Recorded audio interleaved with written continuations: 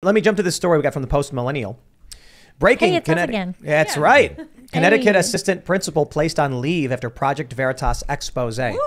This is crazy. This Veritas expose from the other day. Oh, this is wild. This is totally wild. This dude's basically bragging about how he's breaking the law to violating non-discrimination laws, saying he won't hire conservatives, Catholics. Or people over 30. People over 30. Wow. Right. All of this is just Meanwhile, look at this guy. illegal. Like, why does he have a job?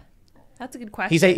He's like, well, these people, they're brainwashed. And I'm like, dude, when you refuse to expose people to other ideas, it's you that's the cult. Yes. You, not the other people who are actually okay with different ideas competing with each other.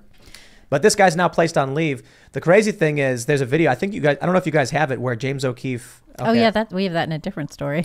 Yeah, we ran like multiple stories on this. James confronts the guy at a bar, a restaurant, and they call the cops, and the cops threaten to arrest him. Yeah. Yo, this is crazy, but this is it. This is one school. It's one school in Connecticut. Good job, Project Veritas. Super fancy part of Connecticut. I mean, but just you need to understand that this is an example of what parents need to be watching out for. He's basically saying he won't hire someone who doesn't agree with trans ideology. He wants teachers to come in and tell the kids whatever the kids want to hear and what he wants them to say. And he's like, I'm pretty good at making sure we don't hire any Catholics or conservatives. You can't ask him, but you can ask other things. And then I just call him and say, you know, we've moved on to another candidate. This is what they're doing at your schools, man. If you don't keep an eye on what's going on, you're going to wake up one day and be like, why did my kid shave their head and now they hate me? I mean, your kid can shave your head and hate you without joining a cult, can't they? Yeah, but what I mean is, I mean, that's like teen years. We've talked about this a lot. The cult indoctrination at these schools, especially at colleges.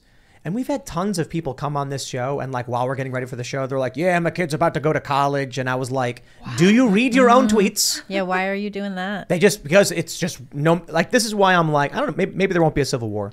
Because the right will just sit there and shake their fist while the left stages a revolution. Because even knowing the schools are doing this, they keep sending their kids to these schools. It's like, okay, I guess, sure, fine, whatever.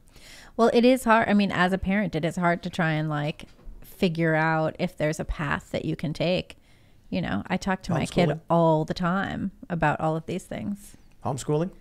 Well, microschooling, private schools. You got to do all of these things. You got to figure it out. I'm just saying it is hard to figure out a choice. It's a full-time job to figure out how to educate your kid. Yeah, no one ever said having kids was easy. Hey, I didn't say it was easy. My son actually has said like he wants to go to college, and I'm like, you could also just buy a truck. I got an idea though. Hear me out. I hear what you're saying about it being a full-time job. What if we created some kind of like cultural institution where there was a parent who would work and make money and acquire resources while the other parent principally helped raise those kids. And then through that partnership, you'd have like a healthy family to raise these kids and instill values in them. You know what I mean? Like, what could we call something like that? I don't know. Maybe like a family? Family. Sounds like evil white supremacy colonialism to me. Yeah, what are you trying to control kids or something? Jeez.